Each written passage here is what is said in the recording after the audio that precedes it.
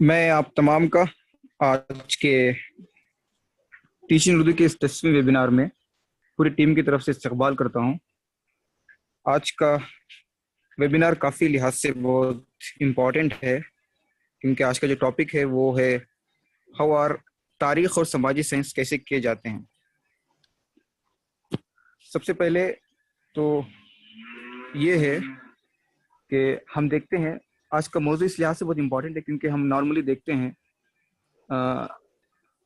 Maths के सिलसिले में, साइंस के सिलसिले में, टेक्निकल कोर्सेज के सिलसिले में, लर्निंग बाय डूइंग के सिलसिले में बहुत से डिस्कशन होते हैं, बहुत से एक्सपेरिमेंट्स भी शेयर किए जाते हैं।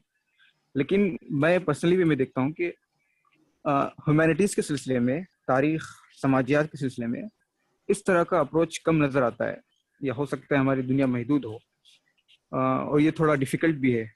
तो आज इस लिहाज से टॉपिक बहुत अहम है कि तारीख और समाजियात को कैसे बरता जाए, कैसे उसको अमल में लाया जाए। इस टॉपिक को सामने रखते हुए मैं हमारे जो आज के स्पीकर हैं जनाब अनिल सेठी साहब, उनका भी मैं टीचिंग उर्दू की इस अहम वेबिनार में इस्तकबाल करता हूं। आपका मुख्तसर तारुफ मैं आपके सामने रख देना चाहता हूं। जनाब अनिल सेठी साहब तकरीबन 38 ईयर्स इनका जो तजुर्बा है यूनिवर्सिटीज़ में प्रोफेसर के हैसियत से है, और ये उस्ताजुल असातिज़ा हैं, एजुकेटर्स को भी एजुकेट करते हैं, करिकुलम डेवलपर हैं, रिसर्चर हैं, एकेडमिक एडमिनिस्ट्रेशन है, इन तमाम मैदानों में इनका काफ़ी अच्छा तजुर्बा है। फ़िलहाल वो पोखरामा फाउंडेशन के चीफ एग्जीक्यूटिव ऑफिसर हैं।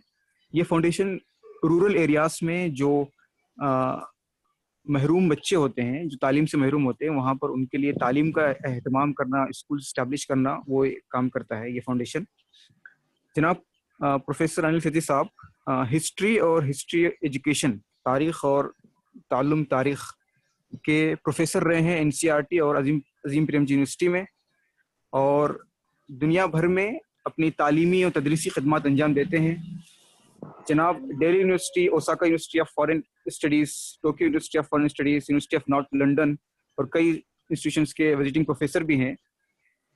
इनका जो बहुत ही अहम काम वो ये है कि जनाब ने एनसीईआरटी में जो हिस्ट्री का सिलेबस है, 8th का, 11th का, 12th का, उसके जो हिस्ट्री सिलेबस है उसको उसके जो मेन आर्किटेक्ट हैं इन्होंने इसको तैयार किया है, और एनसीईआरटी में सिलेबस को डेवलप करने में जनाब का बहुत अहम रोल रहा है। तारुफ तो बहुत लंबा है, लेकिन हमारे पास वक्त की किल्लत है, इसीलिए बहुत ही कम चीज़ें मैंने आपके सामने रखी हैं, क्योंकि हमें प्रोफेसर के साथ इंगेज होना है कि किस तरह से आज के हिसाब से हमें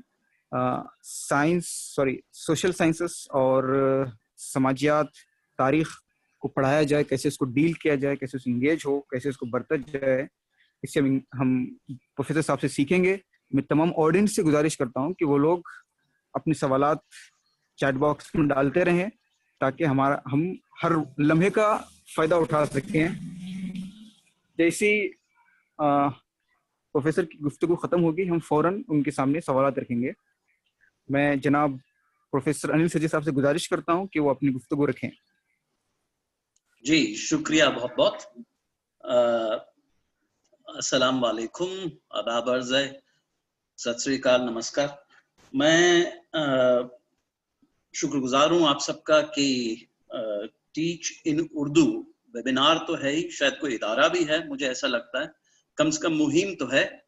तो आपने मुझे कहा कि मैं यहाँ पे आपसे गुफ्तगू करूँ, आपसे बातचीत करूँ और एक छोटी सी तकरीर पेश करूँ, तारीख और समाजी साइंस कैसे किए जाते हैं, इस मौजू पर। तो उसी के लिए मैं हाजिर हूँ। आज इतवार का रोज है और इतवार के रोज छुट्टी है, आपने दोपहर में वक्त निकाला है, इसके लिए बहुत बहुत शुक्रिया। बहुत से मेहमान यहाँ हैं, मेरे ख्याल से कुछ मुअज़्ज़िज़ मेहमान भी होंगे, तो आप सबको मेरा आदाब। अब एक बात आखिरी में पहले शुरू में कह दूं कि ऐसे मौजू पे मैं अक्सर अंग्रेजी में बोलता हूं, उर्दू में बोलने का तजुर्बा कम है, लेकिन अगर बीच बीच में मुझे कुछ दुश्वारी हो तो मैं अंग्रेजी के अल्फाज, अंग्रेजी की टर्मिनोलॉजी इस्तेमाल करूंगा, और आप में से बहुत से लोग यहाँ मौजूद हैं जो तर्जुमा भी कर पाएंगे, लेकिन ज्यादा से ज्यादा कोशिश करूंगा कि उर्दू ही बोलूं। तो तारीख और समाजी साइंस कैसे किए जाते हैं, तो सबसे पहले तो ये जो टाइटल है, तारीख और समाजी साइंस कैसे किए जाते हैं, इनके बारे में मैं 3 मुद्दे रखना चाहता हूं सामने, अपने अपने उन्वान के बारे में ही, टाइटल के बारे में ही। पहला तो ये है कि मैंने तारीख को अलग क्यों कर दिया है समाजी साइंस से। यानी कि मैं कह सकता था समाजी साइंस कैसे की जाती है, और उसमें तारीख भी लिहाजा शामिल हो सकता है, लेकिन मैंने तारीख को अलग रखा है समाजी साइंस से। तो क्या तारीख और समाजी साइंस में, क्या ह्यूमैनिटीज और सोशल साइंस में कोई फर्क है? एक तो ये सवाल मैं आपके सामने रखना चाहता हूं, और शायद जानबूझकर मैं इसका जवाब अभी नहीं दूंगा, वैसे भी वक्त कम है। ये मीटिंग तकरीबन मुजाहिद साहब ने मुझे बताया कि 1 घंटे की है, और उस 1 घंटे में 40 मिनट मैं बोलूंगा, 20 मिनट कुछ सवाल जवाब और डिस्कशन होगा, चर्चा होगी। तो इसलिए मैं इसका जवाब अभी नहीं दूंगा, लेकिन ये इम्पोर्टेंट बात है। इसके बारे में हम शायद Q&A के वक्त बात कर सकते हैं कि तारीख को मैंने समाजी साइंस से अलग क्यों रखा है, जुदा क्यों किया है। पहली बात तो ये है। दूसरी बात यह है कि जब मैं तारीख और समाजी साइंस की बात कर रहा हूं, तो इसमें कौन से मजमून आ जाएंगे, कौन से सब्जेक्ट्स होंगे? तो तारीख तो होगा ही होगा, जोग्राफिया, इल्म सियासत, जोग्राफिया आप जानते हैं ज्योग्राफी, इल्म सियासत पॉलिटिकल साइंस, इमरानियत सोशियोलॉजी, माशियात इकोनॉमिक्स, और तो ये सारे सब्जेक्ट्स इसमें होंगे, 5 सब्जेक्ट्स। अब आखिरी बात शुरू में जो तारुफ का हिस्सा है टॉक का, उसमें वो ये है कि ये तारीख और समाजी साइंस कैसे किए जाते हैं। किए जाने से मेरा मतलब क्या है? तो किए जाने से मेरा मतलब यहाँ पे ये है कि किसी भी सब्जेक्ट को लेके हम उसमें रिसर्च भी करते हैं, हम उसको पढ़ाते हैं, उसको सीखते हैं, उसमें नया इल्म बनाते हैं, करिकुलर मटेरियल बनाते हैं, और डूइंग से या किए जाने से मेरा मतलब ये सारी चीजें हैं। सिर्फ पढ़ना पढ़ाना ही नहीं, जो कि अहम बात है कि कैसे तारीख, कैसे समाजी साइंस के जो मजमून है पढ़े जाते हैं, कैसे पढ़ाए जाते हैं, ये तो अहम बात है ही। और जो हमारे स्कूल टीचर्स हैं, वो उनका सबसे बड़ा काम तो पढ़ाना ही है। लेकिन क्या अगर कोई हिस्ट्री पढ़ा रहा है, तारीख पढ़ा रहा है, वो अच्छी तरह से उसे पढ़ा पाएंगे जब तक वो ये ना जाने कि तारीख कैसे लिखी जाती है, कैसे रची जाती है, कैसे उसके बारे में एकेडमिक लोग यूनिवर्सिटीज में सोचते हैं, उसका एक अपना डिसिप्लिन क्या है। तो किए जाने से मेरा मतलब ये सब है कि सिर्फ पढ़ना पढ़ाना ही नहीं, लेकिन उसमें रिसर्च कैसे होती है, कैसे हम तारीख लिखते हैं, कैसे हम समाजी साइंस का जो इल्म है उसे बनाते हैं, उसको पुख्ता करते हैं, कैसे इन सभी मजमूनों में हम करिकुलर मटेरियल बनाते हैं। तो डूइंग या करने से मेरा मतलब इन सभी ये सारी चीजें आ जाती हैं। तो मुजाहिद साहब, जो पहला हमारा स्लाइड है जरा वो दिखा दें, प्रॉब्लम्स फॉर एनालिसिस की। नहीं, दूसरी जी, तीसरी।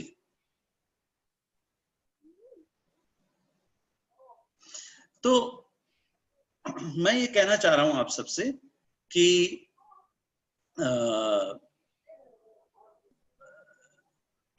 जब हम पढ़ाते हैं तो कई बार क्या होता है कि हमारे पास कोई सब्जेक्ट मैटर है और कोई टेक्स्ट है, उस सब्जेक्ट मैटर को हम, उस टेक्स्ट को हम इस्तेमाल करते हैं और हमें लगता है कि हमें बस वो किताब पढ़ा देनी है, वो जो सबक है जिसको कई बार हम स्कूलों में सबक भी कहते हैं, वो जो चैप्टर है या लेसन है हमें वो पढ़ा देना है। लेकिन उसमें हम कोई मुद्दा क्या है, उसमें जो जरूरी मुद्दे हैं वो क्या क्या हैं उस लेसन में या उस चैप्टर में या उस मौजू में, ये हम सोचते ही नहीं हैं। और इसके बारे में हम टीचर्स के साथ, बच्चों के साथ, स्टूडेंट्स के साथ, तुलबा के साथ कोई बातचीत नहीं करते हैं।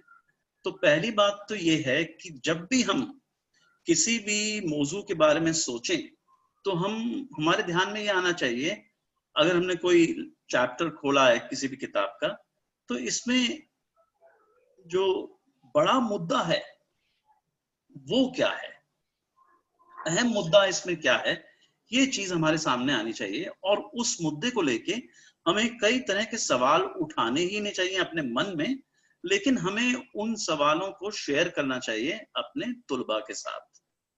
तो मिसाल के तौर पे साइंस में अक्सर आपने यशपाल का नाम सुना होगा। यशपाल एक बहुत बड़े फिजिसिस्ट भी थे और फिजिक्स एडुकेटर भी थे, और उन्होंने राहुल पाल, यशपाल और राहुल पाल, इन्होंने मिलकर एक किताब लिखी, डिस्कवर्ड क्वेश्चंस। यशपाल हमेशा कहते थे कि देखिए, हमारे यहाँ पढ़ाई का, इल्म का बोझ हो जाता है। और बोझ क्या है? बोझ ये है कि हम चीजें रटने लगते हैं, चीजें समझते नहीं हैं। अगर हम समझें, अगर हमारे में समझ का चस्का हो, तो हमें रटना नहीं पड़ेगा। और समझ का चस्का बनाने के लिए यशपाल और राहुल पाल ने एक किताब लिखी साइंस पर, जिसका उन्वान था डिस्कवर्ड क्वेश्चंस। Discovered questions. इस किताब में वो सवाल हैं जो बच्चे उनसे अक्सर पूछते हैं ईमेल के जरिए। जैसे कि पूरी तेल में फूल जाती है, पानी में क्यों नहीं फूलती? सितारे जगमगाते क्यों हैं? आदि आदि। और यशपाल और राहुल पाल इन सवालों का उस किताब में जवाब दे रहे हैं। तो अक्सर साइंस में, मैथमेटिक्स में और डिसिप्लिन्स में हम ये पाते हैं कि टीचर्स भी कई बार बड़े दिलचस्प सवाल बच्चों के साथ उठाया करते हैं। लेकिन हिस्ट्री में, पॉलिटिकल साइंस में, सोशियोलॉजी में, इकोनॉमिक्स में, इन सभी मजमूनों में हमें ऐसा आम तौर पे देखने को नहीं मिलता है। तो पहली बात तो यह है कि हमें उस तरह की problems for analysis in subjects में भी उठानी चाहिए। और मतलब आप किस चीज का तज्जिया कर रहे हैं, क्या मुद्दा है, अहम मुद्दा क्या है, उसका तज्जिया जिसका कर रहे हैं, जिस चीज का, जिस मुद्दे का, वो मुद्दे क्या हैं, उससे जुड़े इंपॉर्टेंट सवाल उठाने चाहिए। और तब उसमें एक इंटरेस्ट पैदा होगा बच्चे का भी, जो सब्जेक्ट है, जो सब्जेक्ट मैटर है, उसमें एक इंटरेस्ट पैदा होगा बच्चे का, और वो सोचने लगेगा, उसकी सोच भी गहरी होगी उसमें। जैसे कि मैंने यहाँ कहा है, लिखा ही हुआ है कि एक तरह का तज्जिया बनेगा और रिफ्लेक्शन बनेगी, सोच बनेगी। तो 1 मिनट में एक सवाल करता हूँ, हम गैलरी मोड पे वापस आ जाएं 1 सेकंड के लिए। क्या आप लोग इस तरह के सवाल उठाते हैं जब आप पढ़ाते हैं हिस्ट्री या सोशल साइंस? तब क्या इस तरह के हिस्ट्री से जुड़े किसी भी लेसन में, किसी भी चैप्टर में, किसी भी किताब में जो मौजू है, उस मौजू से जुड़े अहम सवाल क्या उठाया करते हैं? मुझे कई बार लगता है कि शायद लोग बहुत ज्यादा ना उठाते होंगे। जो टेक्स्ट है, बस उस टेक्स्ट को सीधा पढ़ाने लगते हैं। हर चैप्टर में, चाहे वो कितना ही बेकार लिखा हो, तो भी उसमें कोई ना कोई मुद्दा होता है, और उस मुद्दे को पहचानना बहुत जरूरी है। ठीक है, तो मैं आपके सामने कुछ 4 या 5 या 6, 7, 8, वक्त उतना नहीं है, थोड़ा जल्दी करूंगा, और शायद मुझे बहुत ज्यादा रिफ्लेक्शन का वक्त ना हो, लेकिन फिर भी मैं जल्दी जल्दी आपके सामने कुछ दिलचस्प सवाल उठाता हूँ। अब आप तारीख को लें, तारीख में हमारे अपने हिंदुस्तान की तारीख में लें, मैं ऐसे कुछ रैंडम सवाल, कुछ चुने हुए सवाल आपके सामने पेश कर रहा हूँ। यहाँ पे जो बुद्ध से जुड़ा हुआ मजहब है वो यहाँ बना हिंदुस्तान में, हाँ, उसका उरूज, राइज बहुत तेजी से हुआ, उसका जवाल भी, उसका डिक्लाइन भी बहुत तेजी से हुआ हिंदुस्तान में। आज हिंदुस्तान में बुद्धिस्ट नहीं है, तो ऐसा क्यों कि बुद्धिज्म का उरूज भी बहुत तेजी से होता है, जल्दी वो फैलता है हिंदुस्तान में, और फिर वो बहुत जल्द उसका जवाल भी हो जाता है। और आज बुद्धिस्ट सब साउथ ईस्ट एशिया और चाइना, जापान वगैरह वगैरह में देखेंगे, लेकिन यहाँ नहीं देखेंगे। तो ऐसा क्यों है? अब जब हम वो बुद्धिज्म से जुड़ा हुआ टॉपिक पढ़ाते हैं अपने कदीमी तारीख में, तो क्या इस तरह का सवाल उठाया करते हैं? शायद नहीं। एक और सवाल देखिए, हमारे जदीद तारीख से, कि जो नेशनल मूवमेंट है हमारी, जो हमारा कौमी आंदोलन हुआ, जो कौमी मुहिम हुई अंग्रेजी राज के खिलाफ, उसमें एक ऑल इंडिया मास मूवमेंट, एक अवामी मुहिम जिसमें बहुत से तरह तरह के सोशल ग्रुप्स ने हिस्सा लेना शुरू किया, 1919 में उसे ये शक्ल मिलने लगती है एक मास मूवमेंट की। मतलब 1919 से पहले ये मूवमेंट कुछ गिने चुने इलीट्स की मूवमेंट थी, लेकिन उसके बाद एक ऑल इंडिया, पूरे हिंदुस्तान में फैली हुई मास मूवमेंट में वो तब्दील हो जाती है, एक अवामी मुहिम बन जाती है। तो सवाल उठता है ना कि अगर ऐसा 1919-1920 के लगभग हुआ, तो ये इस वक्त ही क्यों हुआ? पहले क्यों नहीं हुआ? या पहली बार बाद में क्यों नहीं हुआ? और ये सवाल एक बड़े सवाल को भी जन्म देता है, और वो बड़ा सवाल यह जो पैदा हो जाता है वो ये है कि why do things happen when they happen? कि तारीख में जो वाकया होते हैं, जो मुहिम छिड़ती है, जो डेवलपमेंट्स होती हैं, वो उस वक्त क्यों होती हैं जब होती हैं। तो इस तरह का सवाल शायद टीचर्स बहुत कम उठाते हैं, और अगर आप इस सवाल का जवाब खोजेंगे तो आप पाएंगे कि इसका जवाब कोई बहुत आसान नहीं है। सिर्फ ये नहीं कह सकते हम कि गांधी आए और गांधी के हाथ में कोई जादू की छड़ी थी और उन्होंने एक ऑल इंडिया मास मूवमेंट बना दिया। इतना आसान जवाब नहीं है इसका। इसमें कई complex social, economic, political, cultural factors आएंगे, और उनके जो आपसी इंटर रिलेशनशिप्स हैं, रिश्ते हैं, उनको हमें देखना पड़ेगा। तो तीसरा सवाल देखिए, अब मैं उठाता हूं सियासी इल्म के से, कि आजादी, लिबर्टी, इक्वालिटी, बराबरी, जस्टिस, इंसाफ।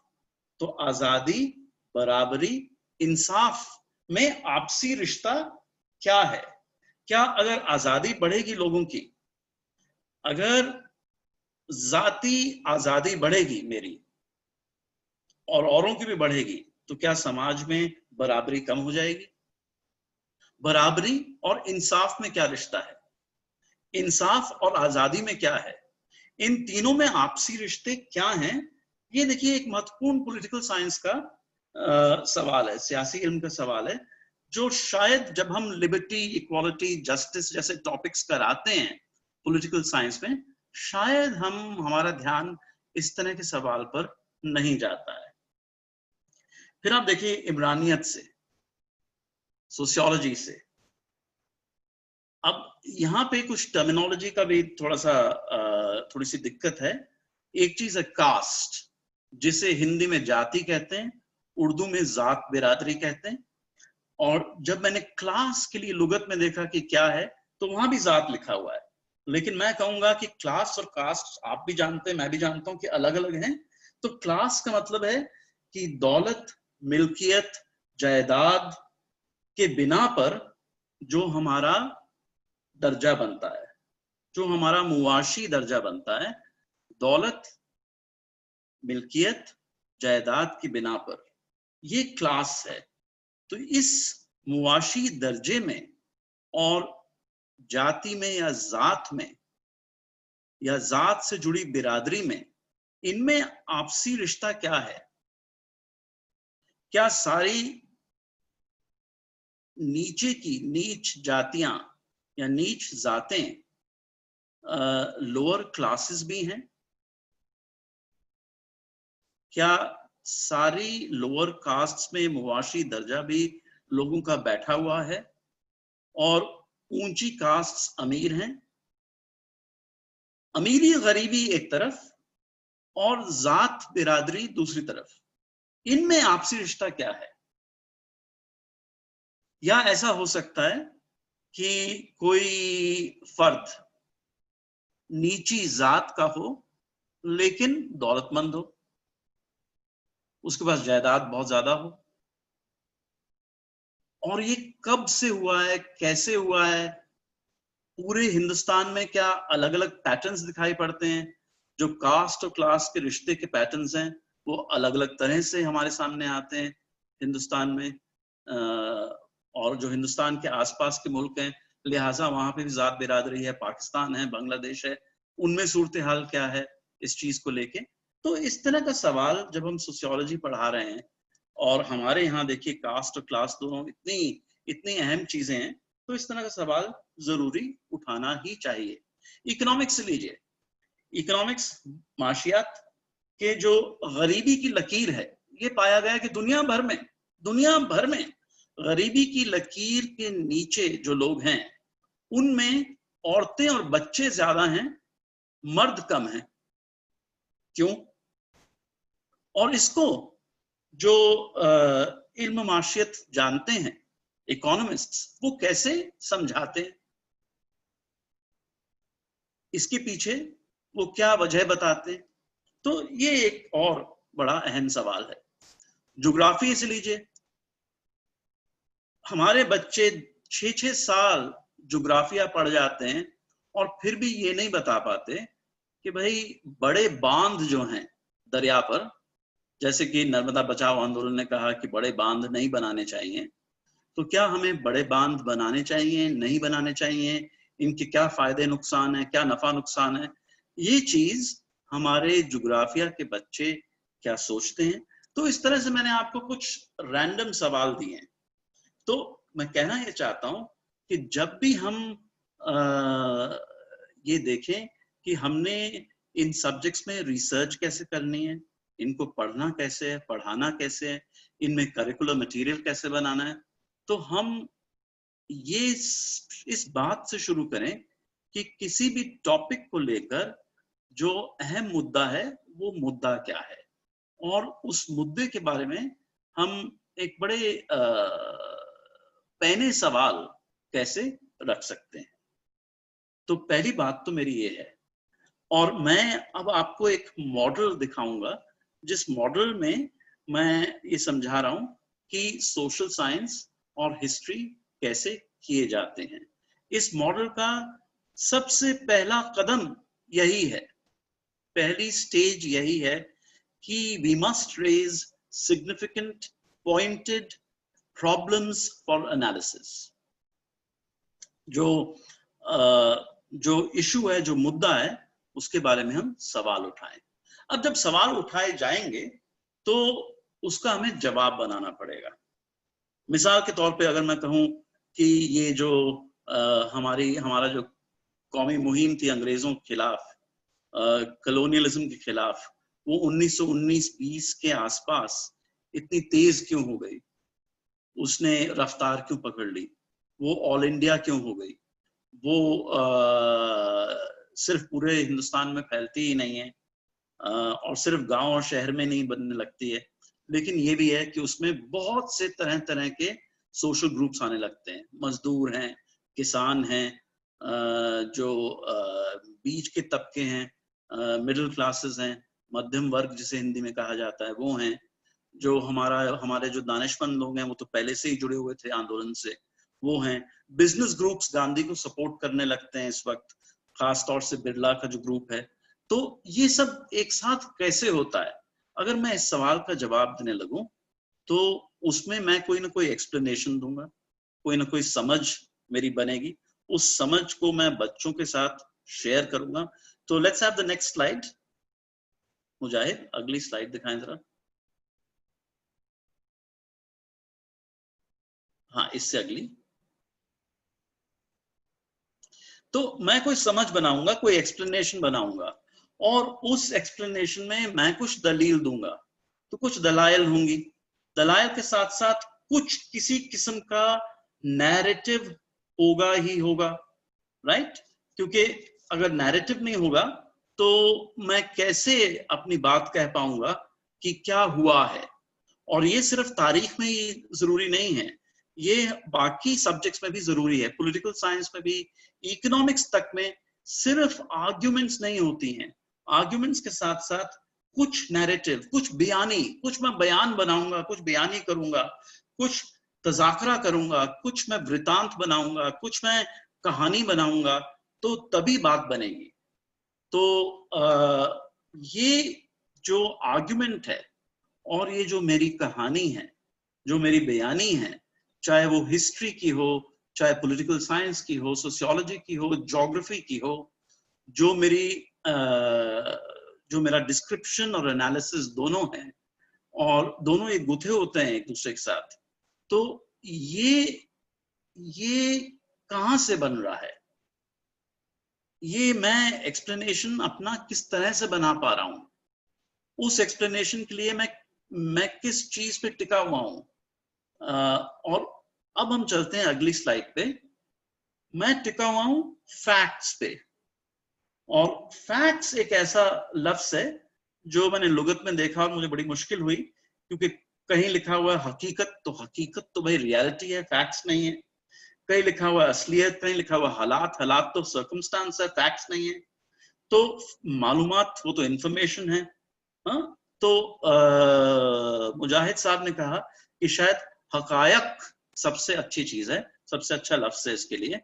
तो जो हमारा इशू है, उस मुद्दे जिसको हम इन्वेस्टिगेट कर रहे हैं, जिसको हम समझ रहे हैं, उसके पीछे फैक्ट्स ऑफ द केस क्या है। अब फैक्ट्स पे ही आपको पता है कि E.H. कार जैसे हिस्टोरियन ने व्हाट इज हिस्ट्री में एक पूरा चैप्टर बड़ी डिटेल में लिखा हुआ है। और फैक्ट्स वाकई हैं या नहीं हैं, हमें कैसे पता है कि कोई चीज हकायक है ही, तथ्य है ही, और कौन से तथ्य, कौन से हकायक कोई समाजी साइंस का आदमी चुनेगा, कौन से छोड़ेगा किसी भी मौजू को लेके। इन सभी सवालों पे बहुत सी चर्चा, बहुत सी बहस हो सकती है। मेरे पास वक्त नहीं है क्योंकि मैंने आपके साथ पूरा मॉडल करना है। अगर मैं चाहूं और आप भी चाहें तो हम 2-2 घंटे सिर्फ मॉडल के एक एक हिस्से पे लगा सकते हैं, या उससे भी ज्यादा, क्योंकि अजीम प्रेमजी यूनिवर्सिटी में मैं इस मॉडल को कोई 1.5-2 महीने लेता था इसको समझाने में। कई क्लासेस एक एक इशू पे हो जाती थी। तो ये जो फैक्ट्स हैं, ये अगर मेरी आर्गुमेंट, मेरी दलील, मेरे दलाइल, मेरा नैरेटिव, मेरी बयानी फैक्ट्स पे टिका हुआ है, तो फैक्ट्स किस पे टिके हुए हैं, सवाल ये है। तो अगली स्लाइड पे आइए। फैक्ट्स टिके हुए हैं सबूत पर, और सबूत किसी न किसी जराए से, किसी न किसी सोर्स से निकलता है। अब सबूत के बारे में भी हम 3, 4, 5 घंटे बातचीत कर सकते हैं, लंबी बातचीत कर सकते हैं।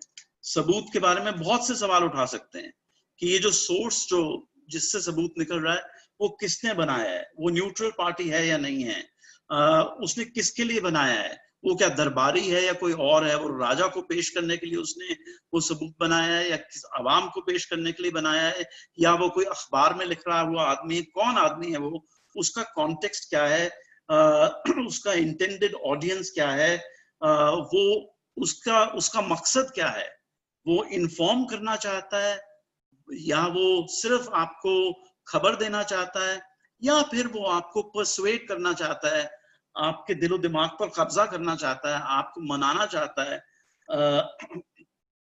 वगैरह वगैरह। ये जो सबूत जिसका हम इस्तेमाल कर रहे हैं ये कब बना है? जब वाकया हुआ तभी बना है, उसके 2 घंटे के अंदर अंदर, 2 दिन के अंदर अंदर, 10 साल के बाद, 20 साल के बाद, वगैरह वगैरह, और इसमें मेमोरी वगैरह का क्या रोल है? इस तरह के बहुत से सवाल उठाए जा सकते हैं। जो सबूत है, जो उसका जो सौदा है, जो उसमें कंटेंट है, वो कंटेंट वक्त के साथ बदला है या वही रहा है? ये जो सबूत बना है, जिसने बनाया है, उसने यकदम बना दिया या सोच समझ कर बनाया, ध्यान से बनाया, जानबूझकर एक कॉन्शियस तरीके से उसने कुछ कुछ चीजें जोड़ी, जिसको हम आज सबूत की तरह इस्तेमाल कर रहे हैं। जिस सबूत को हम इस्तेमाल कर रहे हैं वो हमें कहाँ से मिला है?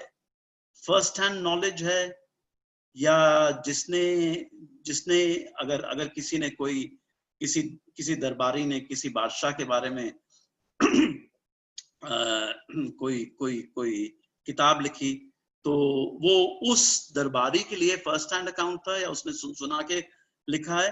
तो ये बहुत सी इस तरह की चीजें, एविडेंस कौन सा एडमिसिबल होगा, कौन सा सही होगा, और फिर क्योंकि एविडेंस के बेसिस पे फैक्ट टिकेगा, तो इसलिए एविडेंस का सारा हमें रिव्यू और एनालिसिस ठीक से करना होगा। तो एविडेंस और सोर्सेस पे भी बहुत सी बातें हो सकती हैं। अब मैंने आपको क्या कहा है? मैंने ये कहा है कि एक एनालिसिस के लिए प्रॉब्लम है, उस प्रॉब्लम को हम हल कर रहे हैं, हल करने में हम एक समझ बना रहे हैं, वो समझ हमारी दलाइल पे और फैक्ट्स पे टिकी हुई है। फैक्ट्स एविडेंस से, सबूत से आते हैं, सबूतों के बारे में हमें छानबीन करनी है और एक क्रिटिकल निगाह सबूत के बारे में हमें बनाए रखनी है।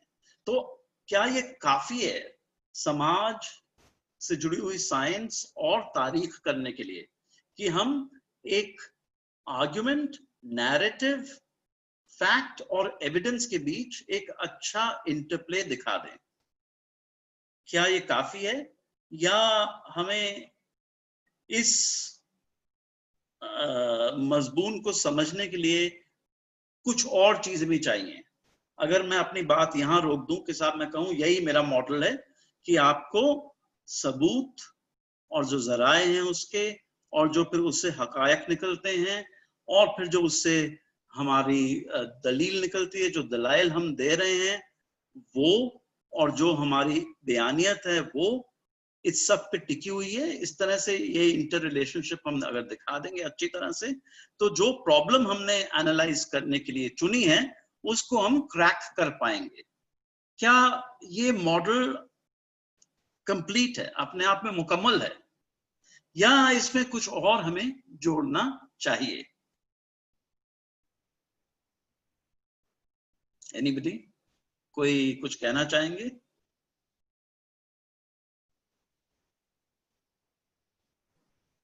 गैलरी व्यू में अगर जाएं 1 मिनट के लिए।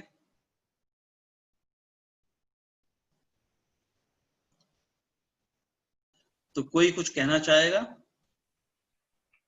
कि सारा खेल जो है वो इन चीजों का ही है? अच्छा, कंटिन्यू करें।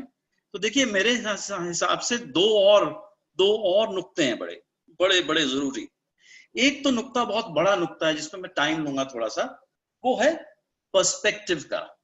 क्योंकि हम किसी भी आर्ग्यूमेंट को, किसी भी फैक्ट को, किसी भी आर्ग्यूमेंट को, किसी भी फैक्ट को, किसी भी सोर्स को, किसी भी पीस ऑफ एविडेंस को, किसी भी सबूत को किसी न किसी पर्सपेक्टिव के जरिए देख रहे होते हैं। आखिर अगर हम समाज के बारे में लिख रहे हैं तो हम भी तो समाजी बाशिंदे हैं, हम भी तो समाज के ही आदमी हैं, और हम भी इंसान हैं। तो इसलिए हमारा एक पर्सपेक्टिव है ही। वैसे तो आपको पता ही है कि साइंस में भी कहा जाता है कि जो वैंटेज पॉइंट है, जो एंगल ऑफ विजन है, हमारी निगाह कहाँ से बन रही है, ये कई बार आइंस्टीनियन फिजिक्स में भी बहुत इंपॉर्टेंट हो जाता है। आप भली भांति ये जानते हैं। हाँ? लेकिन सवाल ये है कि ह्यूमैनिटीज में और सोशल साइंस में तो बहुत ही जरूरी हो जाता है कि हम ये देखें कि जो लिखारी है, जो उस तारीख को बना रहा है, जो तारीखदान है, जो उस इल्म को पेश कर रहा है, उसका पर्सपेक्टिव क्या है, वो उसका नुक्ता निगाह क्या है, वो किस नजर से चीजों को देख रहा है। और यहाँ पे मेरे ख्याल से 3 तरह की चीजें बहुत जरूरी, बहुत अहम है। पहली तो ये कि क्या पर्सपेक्टिव, नुक्ता निगाह, और प्रेजुडिस, तासुब, इसमें फर्क है या दोनों ये एक हैं?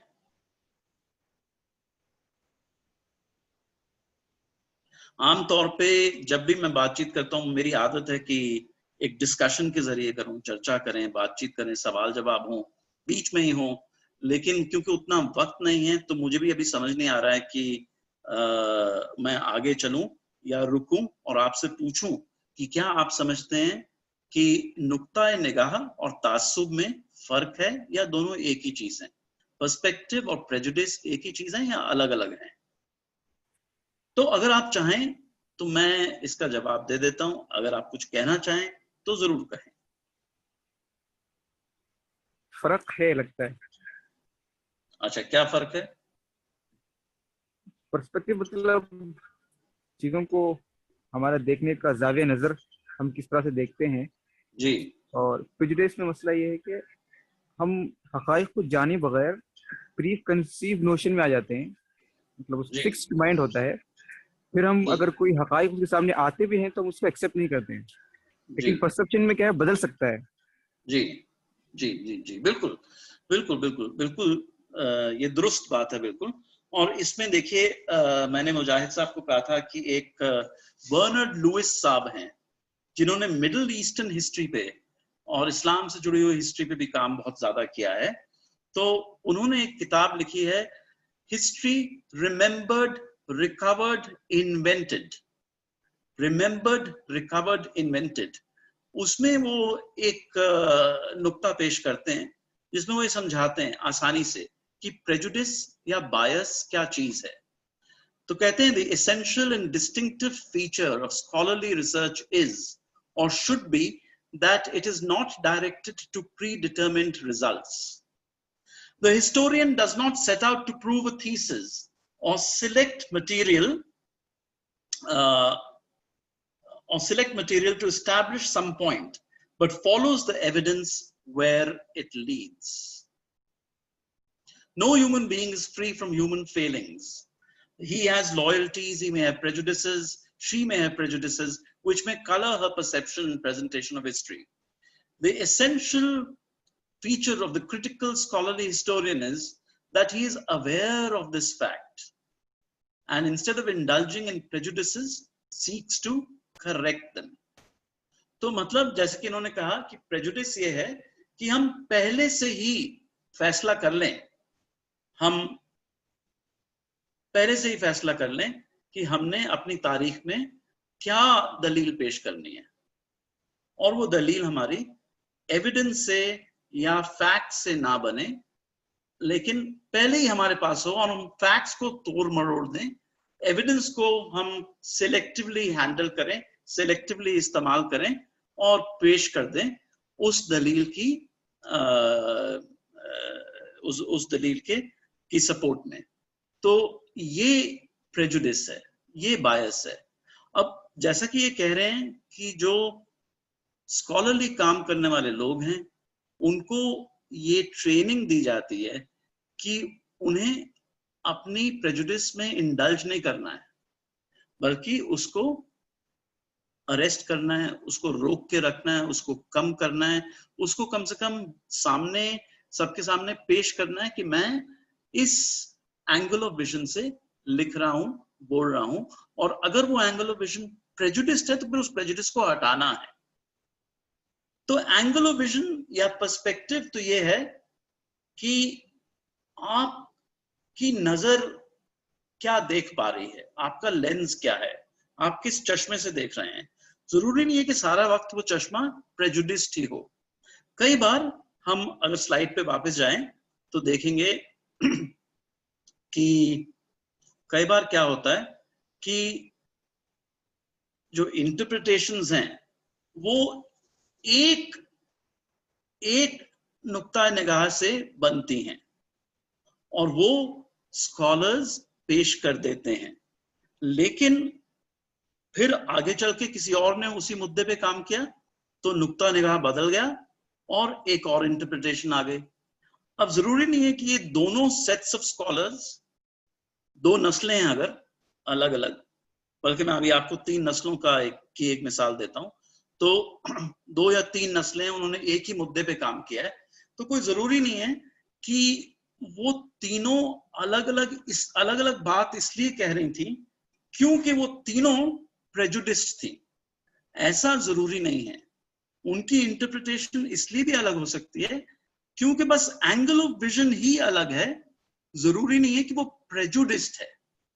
हाँ, वो सब्जेक्टिव है लेकिन प्रेजुडिस ना नहीं है। तो सब्जेक्टिविटी और प्रेजुडिस में भी एक फर्क होता है, उस फर्क को समझना जरूरी है। मैं आपको मिसाल देता हूं।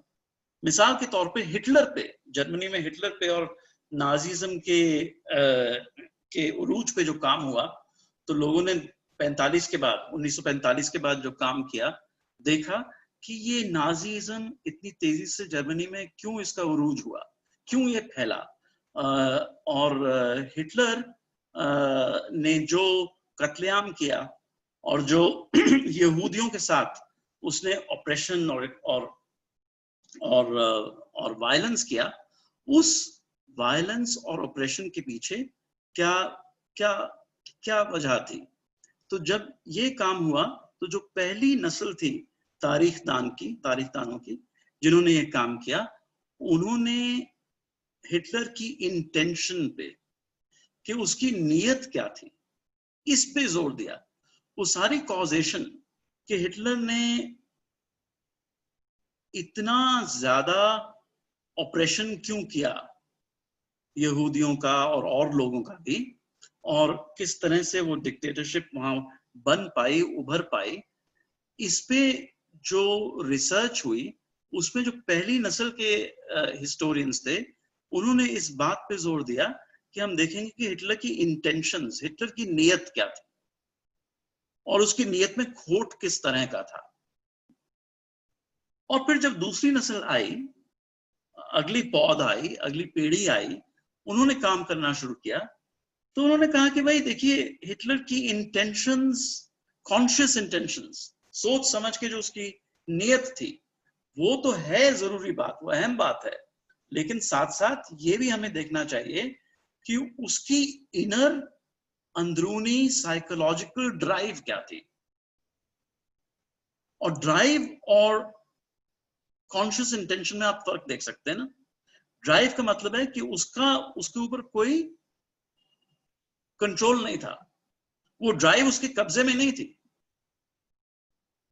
और इन लोगों ने इस बात पे जोर दिया कि क्योंकि हिटलर की मां बीमार थी और फिर वो उस बीमारी की वजह से ही चल बसी, तो फौत हो गई। तो उनके फौत होने में, उनके इलाज में एक यहूदी डॉक्टर उनकी खिदमत कर रहे थे, उनको देख रहे थे, देखभाल कर रहे थे। तो एक यहूदी डॉक्टर के इलाज खराब हो गया, इस वजह से हिटलर के ऊपर एक साइकोलॉजिकल असर हुआ, जिस असर से एक ड्राइव उसमें आ गई कि वो यहूदियों के खिलाफ हो गया। इस तरह की साइको हिस्ट्रीज दूसरी नस्ल के लोगों ने पेश की। फिर एक तीसरी पीढ़ी आई और उसने कहा कि भाई देखिए, ये भी एक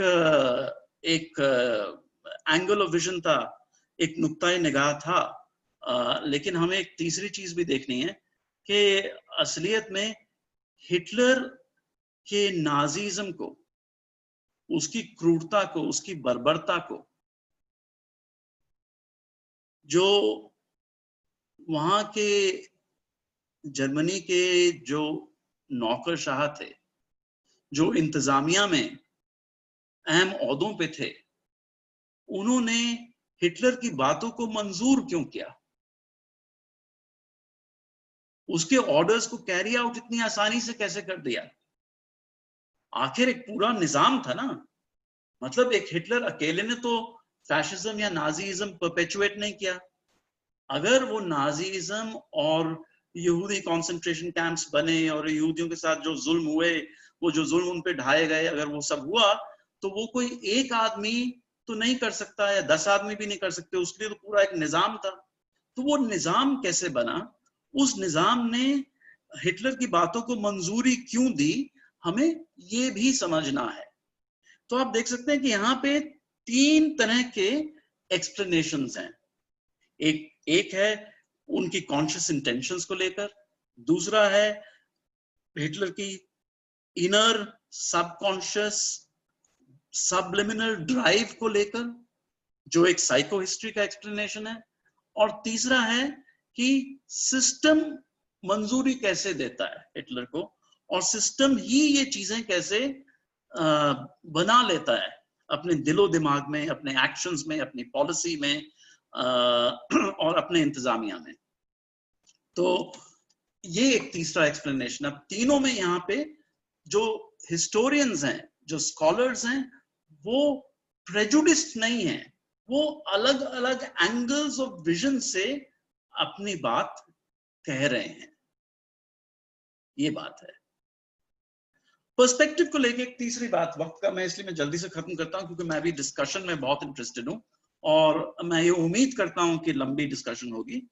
पर्सपेक्टिव को लेके एक तीसरी बात ये भी है कि पॉलिटिकल साइंस में, इकोनॉमिक्स में, सोशियोलॉजी में, हिस्ट्री में, ज्योग्राफी में भी, पांचों में किसी भी मुद्दे पर, कई मुद्दों पर, ज्यादातर मुद्दों पर अलग अलग नुक्ता निगाह हो सकती है, अलग अलग पर्सपेक्टिव्स हो सकते हैं, अलग अलग आवाजें हो सकती हैं, अलग अलग देखने के तरीके हो सकते हैं।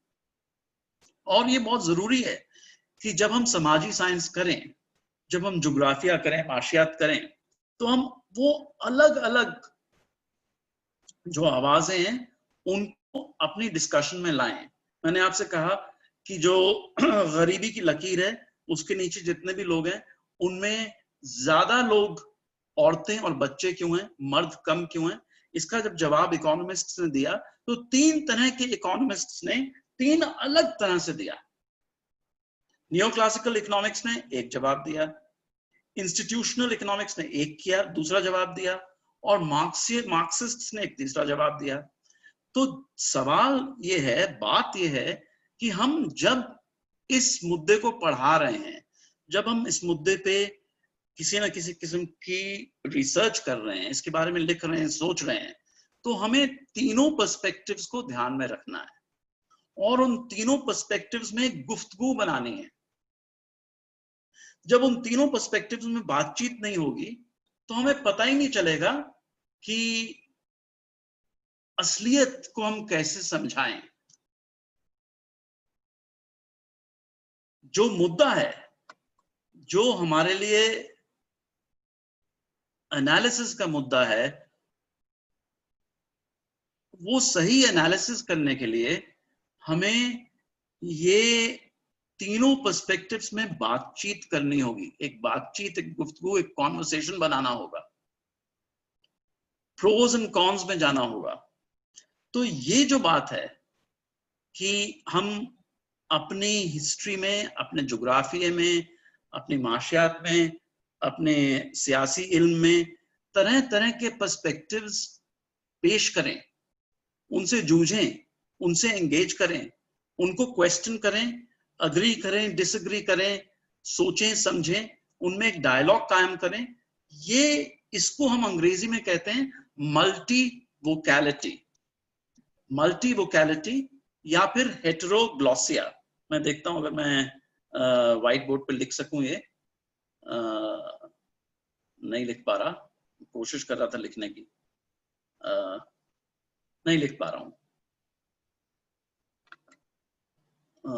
व्हाइट बोर्ड, ओके, स्लाइड में शेयर है, वो वर्ड भी आ चुका slide. Okay okay okay, thank you. So multivocality या हेटेरोग्लॉसिया आप देख सकते हैं यहाँ पे, मतलब कि हमें अलग अलग पर्सपेक्टिव्स, अलग अलग आवाजों के बीच एक डायलॉग बनाना है। और ये चीज सबसे अच्छी तरह से अदब के लोग कर पाते हैं। मेरा अदब से मतलब यहाँ लिटरेचर है। लिटरेचर के जो लोग हैं, जो पोइट्स हैं, नॉवेलिस्ट्स हैं, अफसाना लिखने वाले लोग हैं, नज़में लिखने वाले लोग हैं, शायरी करने वाले लोग हैं, वो बहुत ही अच्छी तरह से एक मल्टी वोकैलिटी अपने अपने क्रिएशंस में लेके आते हैं। उसकी बात मैं 1 मिनट बाद में करूंगा। एक और मिसाल आपको दे दूं, मैंने इकोनॉमिक्स से एक मिसाल दी। पार्टीशन पे, तकसीम पे, हिंदुस्तान पाकिस्तान की तकसीम पे, जो 47 तकसीम है ब्रिटिश हिंदुस्तान की, उस पर अगर हम अलग अलग पर्सपेक्टिव्स नहीं लेके आएंगे, पाकिस्तानियों के, बांग्लादेशियों के, हिंदुस्तानियों के, ब्रितानिया के, औरतों के, मर्दों के, मुख्तलिफ जात बिरादरियों के, तरह तरह के इलाकों से आने वाले हिंदू मुसलमानों के, यूपी के का पर्सपेक्टिव, पंजाब का, बंगाल का, तो हम उस पार्टीशन की हिस्ट्री ढंग से लिख ही नहीं पाएंगे। तो ये मल्टी वोकैलिटी, ये हेटेरोग्लॉसिया बहुत जरूरी होता है। और ये मुख्तलिफ आवाजें कहीं हो सकती है, जैसे मैंने इसमें कहा है, सबूत में भी हो सकती हैं कई आवाजें। जो मरकजी किरदार हैं किसी भी मुहिम के, किसी भी वाकया के, किसी भी मूवमेंट के, किसी भी इनकलाब के, उनकी बातों, उन किरदारों की कहानी में भी कई आवाजें आनी चाहिए, और होती ही हैं। और फिर जो स्कॉलर्स हैं जो उनके बारे में लिख रहे हैं, उनकी बात में भी, उनके आपस के जो डिस्कशंस हैं, जो डिबेट है, उसमें भी आपको कई आवाजें दिखेंगी। तो इसको Peter Burke, BURKE, Peter Burke, new perspectives on history writing, उन्होंने इस चीज को बहुत अच्छी तरह समझाया है। और उन्होंने कहा है कि देखिए, we often interpret conflict through a conflict of interpretations. We often interpret conflict through a conflict of interpretations. Okay? अब जैसे मुजाहिद और मुझ में झगड़ा हो गया, और आप 3 लोगों ने उस झगड़े को देखा, और किसी और को उस झगड़े को समझना है, तो वो जब तक आप तीनों की जो इंटरप्रिटेशन है उस झगड़े की, उसे नहीं समझेंगे, तब तक वो जान नहीं पाएंगे कि झगड़ा क्या था और इसमें किसका रोल किस किस्म तक का था। तो interpret conflict through a conflict of interpretations. तो जब भी हमने किसी भी चीज की तर्जुमानी करनी है, खासकर झगड़े की, या कहीं कोई बहस हुई है, कहीं कोई टकराव हुआ है, कोई टक्कर हुई है, उस टकराव की तर्जुमानी अगर हमने करनी है, तो फिर हमें ये देखना पड़ेगा, उसको अगर हमने समझना है, हमें देखना पड़ेगा कि अलग अलग लोगों ने उसको कैसे देखा है। और ये चीज, जैसे कि मैं आपको 2 मिनट पहले कह रहा था, मुंशी प्रेमचंद, चार्ल्स डिकेंस, रविंद्रनाथ टैगोर, इकबाल, फैज, कोई भी लिटरेचर से जुड़ा हुआ आदमी, जापानी फिल्में कुरोसावा की और लोगों की बहुत अच्छी तरह से कर पाते हैं वो लोग। क्योंकि वो क्या करते हैं कि प्रेमचंद को लीजिए, कहानी लिखी नमक का दारोगा, उसमें उन्होंने कहानी करते करते ही अपने आप ही आप देखेंगे कि नमक के दारोगे, उसका नुक्ता निगाह क्या है ये सामने आता है। जो गरीब किसान है उसकी नजर क्या है ये सामने आती है।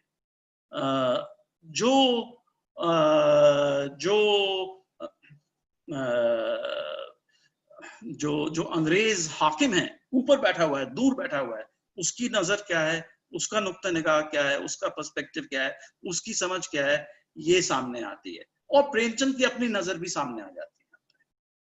तो हिस्ट्री जो लोग लिखते हैं, जो लोग पॉलिटिकल साइंस लिखते हैं, जो लोग सोशियोलॉजी लिखते हैं, ये फराह फारूकी साहिबा यहाँ बैठी हैं अभी, प्रोफेसर फराह फारूकी, इन्होंने 19 लेख लिखे हैं एक स्कूल के बारे में, पुरानी दिल्ली के एक स्कूल के बारे में। उनकी जो खास बात है लेखों की, वो यही है, खास बात बिल्कुल यही है कि उसमें कई पर्सपेक्टिव्स आ रहे हैं। और सिर्फ ये नहीं कि बच्चों का और टीचर्स का और प्रिंसिपल का और मैनेजर साहिबा का, लेकिन बच्चों में भी अलग अलग जो समूह हैं, जो अलग अलग ग्रुप्स हैं, जो अलग अलग गिरोह हैं, जो अलग अलग तरह के बच्चे हैं, उनका पर्सपेक्टिव सामने आता है।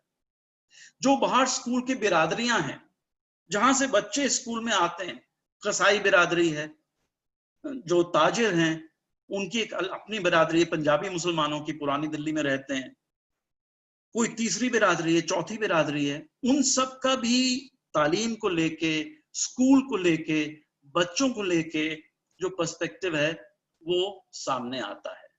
तो हमें अपनी सोशल साइंस में अलग अलग पर्सपेक्टिव्स के बीच एक डायलॉग बनाना है, ये बहुत ही जरूरी है। मैं इस सेक्शन को ऐसे खत्म करता हूं कि एक रिचर्ड प्राइस नाम के हिस्टोरियन हैं, रिचर्ड प्राइस, उन्होंने एक बड़ी बड़ी बड़ी ही अहम किताब लिखी है, एलबीज वर्ल्ड। उस एलबीज वर्ल्ड में उन्होंने सूरीनाम का जिक्र किया है, 18वीं सदी सूरीनाम का। और वो कहते हैं कि देखिए, मैं इतना हक्का बक्का रह गया जब मैंने सूरीनाम की ये तारीख लिखी कि मैंने सोचा कि जो मेरी अपनी तर्जुमानी है इस तारीख की, वो सबसे ज्यादा सही है ऐसा मैं नहीं कह सकता हूं। वो एक तर्जुमानी है, वो एक पर्सपेक्टिव है, एक इंटरप्रिटेशन है, लेकिन साथ साथ वहां के रहने वाले काले जो लोग थे, जो गुलाम थे काले, उनकी एक अपनी समझ है उस हिस्ट्री को लेके। जो वहां पे ईसाई मिशनरी थे, पादरी थे, उनकी अपनी समझ है। जो गोरे हाकिम थे, उनकी अपनी समझ है। और मैं रिचर्ड प्राइस की मेरी भी एक समझ है इस सूरीनाम के 18वीं सदी के इतिहास की, उसकी तारीख की। तो मैं क्या करूंगा, मैं अपनी किताब में बता रहे हैं रिचर्ड प्राइस, इन सारी पर्सपेक्टिव्स को, इन सारी निगाहों को, इन सारे नुक्ता निगाहों को 4 अलग फॉन्ट्स में जानबूझ के पेश करूंगा।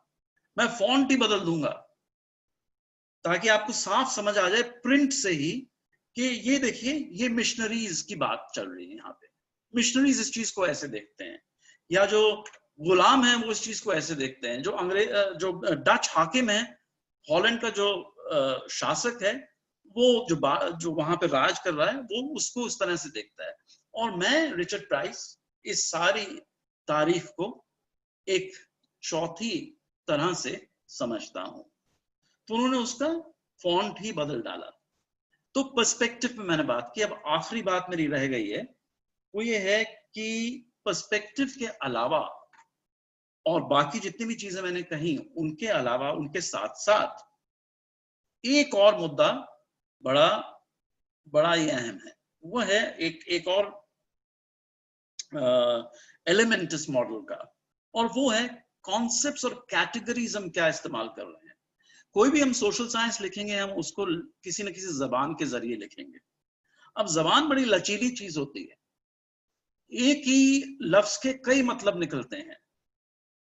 हाँ, तो एक ही कॉन्सेप्ट को कई तरह से समझा जाता है, लेकिन हमें क्योंकि एक पैने तरीके से काम लेना है, तो हम सबको सिर्फ पॉलिटिकल करेक्टनेस ही नहीं दिखानी होगी, लेकिन टेक्निकल करेक्टनेस भी दिखानी होगी अगर हमने सोशल साइंस बनानी है, लिखनी है। तो हमें कॉन्सेप्ट्स के बारे में एक टेक्निकली सही समझ होनी चाहिए। जो जिस तसव्वुर की हम बात कर रहे हैं उसकी हमें समझ होनी चाहिए। मिसाल के तौर पे, अगर मैं कह रहा हूं कि मुजाहिद और मेरे बीच में झगड़ा है सरमाएदारी को लेकर, मैं सरमाएदारी की तरफ हूं, मुजाहिद सरमाएदारी के खिलाफ हैं। लेकिन हम बहस कैसे कर सकते हैं सरमाएदारी के बारे में जब तक हमें यह ना पता हो कि सरमाएदारी क्या चीज है। अगर मुझे ये नहीं पता है कि लेबर सरमाएदारी में एक चीज बन जाती है जो बेची जाती है और खरीदी जाती है, एक कमोडिटी बन जाती है, a thing to be sold and bought, तो मैं सरमाएदारी के बारे में बहस भी कैसे कर सकता हूं कि ये अच्छी चीज है बुरी चीज है? ये मैं एक छोटी सी बात कह रहा हूं, बहुत बड़ा कॉन्सेप्ट है, वो बहुत कॉम्प्लेक्स है, मेरे पास वक्त नहीं है उसमें जाने के लिए। लेकिन किसी भी इशू पे जब हम डिस्कशन करेंगे, हमें पता तो होना चाहिए ना कि उसके पीछे जो तसव्वुर है वो तसव्वुर क्या है। ऐसी सिर्फ तसव्वुर की बात नहीं है, कैटेगरीज की बात भी है, और फिर मैं वापस तसव्वुर पे आऊंगा। अक्सर देखिए हिंदुस्तानी तारीख में ये सवाल उठता है कि सन 57 का की जो मुहिम थी, वो मुहिम थी, वो गदर था, वो वो फौजी म्यूटनी थी, वो आजादी की लड़ाई थी। ये सारी चीजें, आजादी की लड़ाई, म्यूटनी, रिवोल्ट, रिबेलियन, गदर, ये सारी चीजें एक एक किस्म है ना, ये अकसाम है, हाँ? तो जो किस्म का जमा है, तो ये जुमरा है ना, मतलब ये कैटेगरीज हैं। तो मैं जब तक रिवोल्ट क्या चीज है, रेवोल्यूशन क्या होता है, वॉर ऑफ इंडिपेंडेंस क्या होता है, म्यूटनी क्या होता है, इन चीजों को टेक्निकली, इन कैटेगरीज को ढंग से नहीं समझूंगा, तो मैं कैसे क्लास कर सकता हूं, मैं कैसे कह सकता हूं, मैं सन 57 को कैसे सही खाने में रख सकता हूं? सही खाने में रखने के लिए मुझे पता होना चाहिए कि रिवोल्ट का मतलब क्या है भाई, रेवोल्यूशन क्या होती है, वगैरह वगैरह। तो जिन तस्वुरात और अक़साम का हम इस्तेमाल करते हैं सोशल साइंस लिखने के लिए, वो बहुत सही होने चाहिए, वो हमारी उसके बारे में हमारी समझ बहुत अच्छी होनी चाहिए, टेक्निकली करेक्ट समझ होनी चाहिए। मैं आपको एक और आखिरी मिसाल देके खत्म करता हूं, फिर बातचीत करेंगे। देखिए आमतौर पे लोग हुब्बे वतनी और कौम परस्ती, इनमें फर्क नहीं डालते हैं, और शायद रोजाना की जिंदगी में जो लोग रोजाना की जिंदगी जीते हैं उनके लिए कोई फर्क होना भी नहीं चाहिए, शायद नहीं होना चाहिए, मुझे पता नहीं है। लेकिन टेक्निकल एंगल से अगर देखा जाए, सोशल साइंटिस्ट्स और हिस्टोरियंस हुब्बे वतनी और कौम परस्ती में एक टेक्निकल फर्क डालेंगे। हुब्बे वतनी हुआ पेट्रियोटिज्म, देशभक्ति, और कौम परस्ती हुई नेशनलिज्म। तो हम कहेंगे कि नेशनलिज्म तो एक जदीद वक्त की देन है, जबकि हुब्बे वतनी पहले से थी। और इनको जब हम डिफाइन करेंगे, इनके बारे में जब हम सोचेंगे, तो इनको डिस्क्राइब और डिफाइन भी दो अलग अलग तरीकों से करेंगे। अब जब तक ये कॉग्निट कैटेगरीज हैं, बड़ी एक दूसरे करीब कैटेगरीज हैं, इनमें कंफ्यूजन हो सकता है, इंटरमिक्सचर हो सकता है लोगों के दिमाग में, कि वो इंटरचेंजेबली पेट्रियोटिज्म के लिए नेशनलिज्म, नेशनलिज्म के लिए पेट्रियोटिज्म इस्तेमाल कर सकते हैं। हुब्बे वतनी के लिए कौम परस्ती, कौम के लिए वतन, वतन के लिए कौम। देखिए ना कितने अल्फाज हैं, देश है, वतन है एक तरफ, मुल्क है, ये सारे एक तरह के हैं, फिर कौम एक दूसरी तरह का है। तो इन सब में फर्क है ना, वो फर्क क्या है, ये इस तरह की कैटेगरीज को, इस तरह के कॉन्सेप्ट्स को समझना बहुत जरूरी है। तो मेरा कहना यह है कि आप कोई भी सोशल साइंस करें, सोशल साइंस में कोई भी टॉपिक करें, जो ये 6 चीजें हैं, और मुजाहिद जरा वापस चलते हैं, वो जो ओवरऑल पूरी स्लाइड है ना, जिसमें 6 के 6 पॉइंट्स एक साथ आते हैं।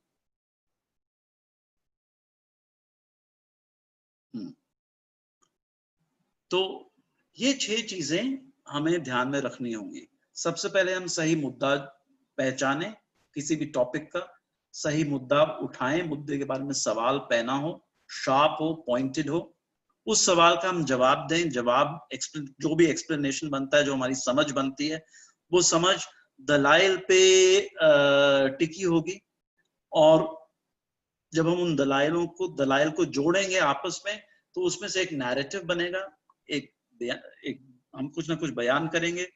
वो फैक्ट्स ऑफ द केस में हकायक हमारे सही होने चाहिए, और वो फिर एविडेंस उनके लिए क्या है, सबूत क्या है, ये हमें सोचना पड़ेगा। इन तीनों चीजों में हमें एक रिश्ता बनाना पड़ेगा, सोर्स और एविडेंस, फैक्ट्स और एक्सप्लेनेशन में, आर्ग्यूमेंट्स में।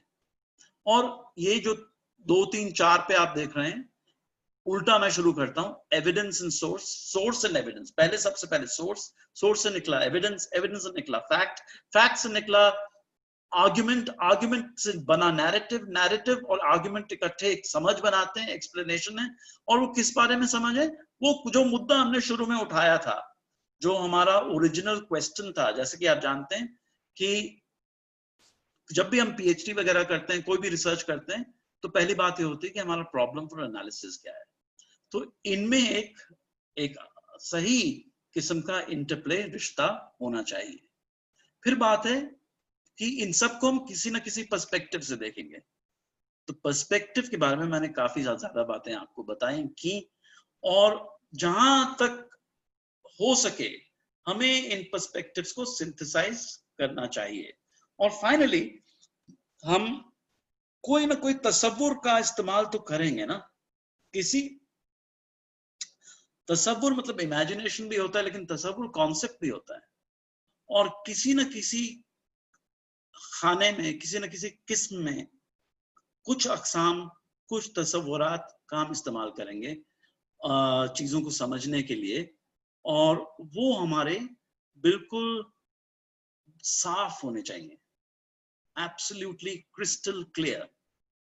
तो जब तक वो साफ नहीं होंगे, हम अपने दिमाग में लॉजिक की, रीजनिंग की, जिसको हम नुत्क कहते हैं, उसकी कंफ्यूजन कर देंगे। और फिर हम उस रीजनिंग की कंफ्यूजन की वजह से फैक्ट्स और एविडेंस को भी ढंग से इंटरप्रेट नहीं कर पाएंगे। तो मैं यहाँ समाप्त करता हूँ। डिस्कशन करते हैं, कुछ क्वेश्चंस हो आपको तो बताइएगा। बहुत बहुत शुक्रिया आपका। अगर पार्टिसिपेंट्स के पास सवालात हैं तो आप सवाल पूछ सकते हैं अनम्यूट करके।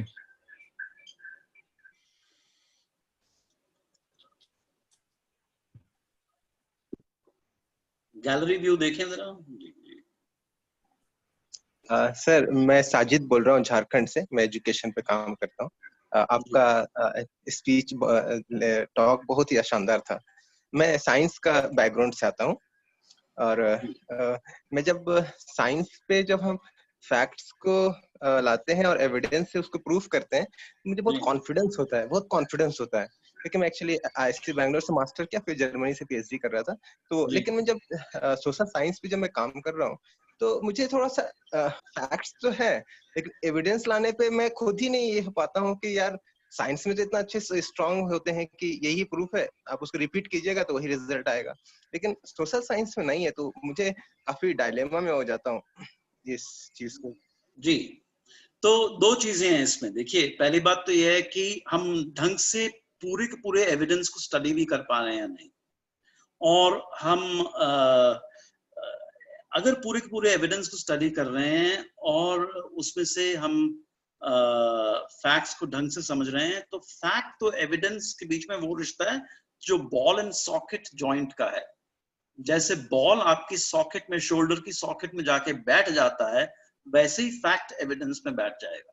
बिल्कुल वही रिश्ता है, और उससे फिर एक्सप्लेनेशन अच्छा निकलेगा।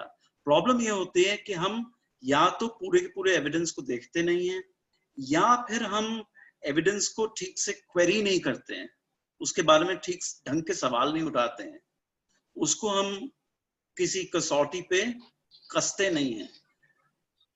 एक और बात है, वो बात ये है कि साइंस और सोशल साइंस में थोड़ा सा ये फर्क है कि सोशल साइंस में बहुत पहले से ही, मतलब छठी, पांचवी, चौथी से ही, शुरू से ही पर्सपेक्टिव का रोल बहुत बढ़ जाता है।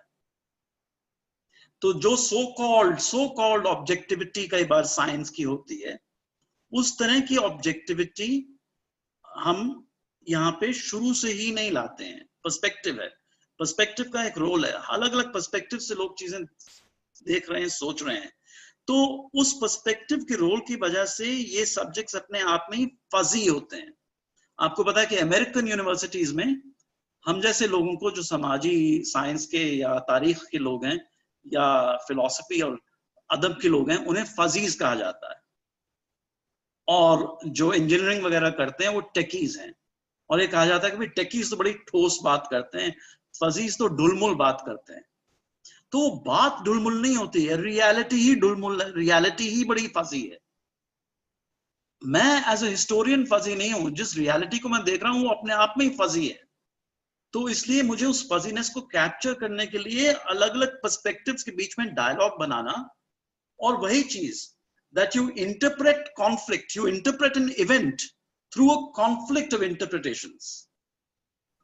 और जब आप ये करेंगे आप बहुत persuasive हो सकते हैं, इतने ज्यादा persuasive हो सकते हैं कि आपकी बात सुनी जाएगी, मानी जाएगी, एक्सेप्ट की जाएगी। और बहुत सी चीजें सोशल साइंस में, हिस्ट्री में मैं दिखा भी सकता हूं कि ऐसा हुआ, ये हुआ भाई। मिसाल के तौर पे मैं आपको सिर्फ एक ही मिसाल दे रहा हूं जल्दी जल्दी में, कि जो पहला अजीम जंग था उस दौरान हिंदुस्तान में जो मिकदार है फौजियों और हमारे एडल्ट मेल पॉपुलेशन का, वो 1 या 2 सालों में तेजी से बदल जाता है। और ये मैं कैसे कह सकता हूं, क्योंकि मुझे पता है कि वो मिकदार, मिसाल के तौर पे एक जिले में गुजरांवाला में 1:150 था 1917 में, 1917 में, और फिर 1918 में वो 1:44 हो गया, 1.44 हो गया। तो इतनी तेजी से वो बदला। तो मेरे पास वो स्टैटिस्टिक है, वो डिटेल है। पॉइंट ये है कि एक तो मैं उस डिटेल को खोजूं और फिर ठीक से एक रिश्ता बनाऊं फैक्ट और एविडेंस के बीच। एक और आपको मिसाल देता हूं, ये बिल्कुल आपको समझ आएगी। कौन सी मूवमेंट ज्यादा बड़ी थी, 1930 की या 1921 की? 1930 में वो जो नमक की मुहिम चली थी, जिसको हम डांडी मार्च कहते हैं, वो ज्यादा बड़ी मूवमेंट थी, या जो नॉन कोऑपरेशन मूवमेंट है 1921 की जो खिलाफत के साथ हुई है, वो ज्यादा बड़ी थी? हम कैसे बता सकते हैं?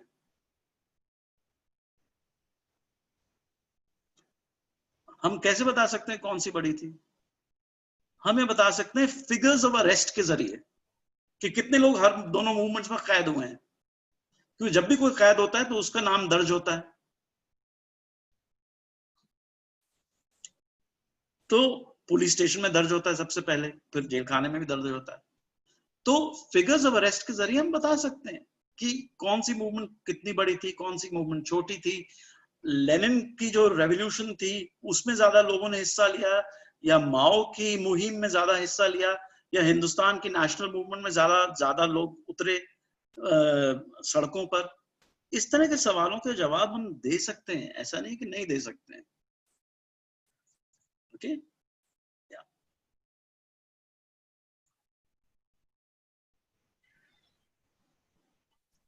तो इन ब्रीफ में कहना चाह रहा हूं कि उतनी हवाबाजी भी नहीं है जितनी आप समझते हैं, या जितनी आम लोग समझते हैं कि जिसने कुछ जो भी कह दिया, ऐसा नहीं है। और दूसरा, अगर हम मुख्तलिफ पर्सपेक्टिव्स के बीच एक डिबेट बनाएं तो हम बहुत अच्छी तरह से समझ सकते हैं कि क्या हुआ है।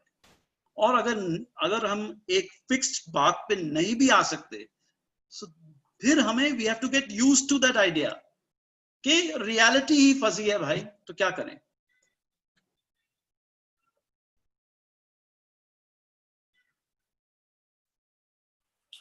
सर मैं सलमान, मैं एक सोशियोलॉजी पढ़ाता हूँ।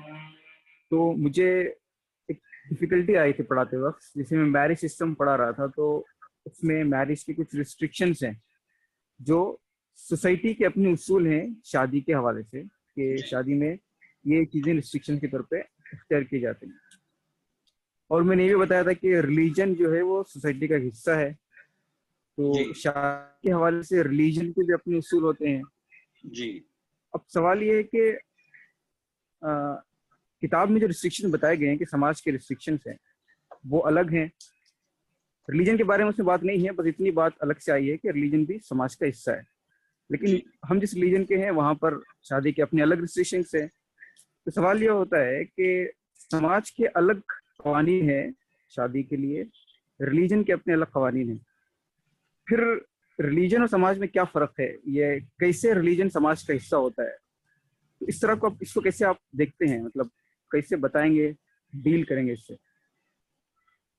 नहीं देखिए, इसमें तो शायद ये कहना पड़ेगा ना कि शादी की जो बात है, क्योंकि वो रिलीजन से काफी हद तक इन्फ्लुएंस होती है, जो सिस्टम है वो रिलीजन से इन्फ्लुएंस होता है, तो सवाल यह है कि उसमें ऑर्गेनाइज्ड रिलीजन क्या कहता है। देखिए, रिलीजन भी तरह तरह की चीजें ना, रिलीजन में भी, रिलीजन तो बहुत बहुत क्या कहना चाहिए, कॉम्प्लेक्स ही नहीं लेकिन बहुत बड़ा सा लफ्ज है ना, उसमें कई चीजें आ जाती हैं। तो ऑर्गेनाइज्ड रिलीजन क्या कह रहा है और ऑर्गेनाइज्ड रिलीजन कैसे चलता है, और फिर ऑर्गेनाइज्ड रिलीजन अगर इस्लाम भी है तो उसमें सिर्फ शरिया की और सिर्फ हदीस की बात ही नहीं है, लेकिन उसमें इज्तिहाद की बात भी है। तो अगर हम ये सारी चीजें लेके आएंगे और बात करेंगे कि लोगों पर शादी के सिस्टम को लेके जो उसूल बनाए गए हैं, या जो हमारे मौलवी साहिबान वगैरह कहते हैं, जो उलमा कहते हैं कि उसूल हैं, तो वो उसूल कितने पक्के होने चाहिए, नहीं होने चाहिए, किसको वो उसूल मानने चाहिए, नहीं मानने चाहिए। जब हम इस तरह की बातें करेंगे तो मेरे ख्याल से हम एक तरफ ऑर्गेनाइज्ड रिलीजन की बात करेंगे, दूसरी तरफ इंडिविजुअल की अपनी एजेंसी की बात करेंगे, और फिर जो दोनों को जोड़ता है इस्लाम के कॉन्टेक्स्ट में, वो है इज्तिहाद का तसव्वुर। तो वो उसकी बात करेंगे, तो फिर हम किसी ना किसी एक समझ पे पहुंच पाएंगे कि शादी का सिस्टम कैसे बनता है और उस सिस्टम के अंदर इंडिविजुअल एजेंसी कितनी है ना। क्योंकि मेरे ख्याल से जो आपका लब्बो लबाब है सवाल का, वो ये है ना कि उसूल ये कहाँ से आते हैं, उसूल समाज से आते हैं या मजहब से आते हैं। तो कुछ तो समाजी जो रीतियां हैं, रिवाज हैं, उनसे आते हैं, समाजी रिवाजों से भी आते हैं, क्योंकि हर जगह का इस्लाम एक जैसा नहीं है।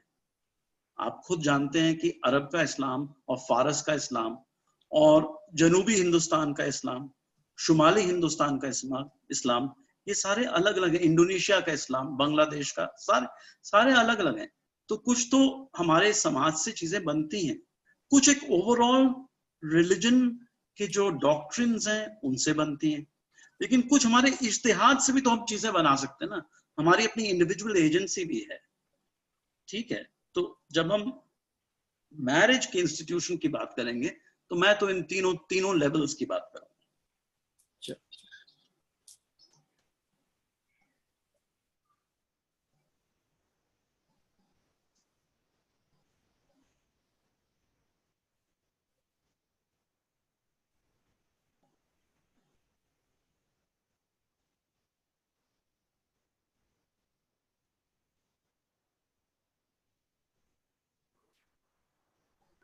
जी अब्दुल, कुछ कहना चाह रहे हैं?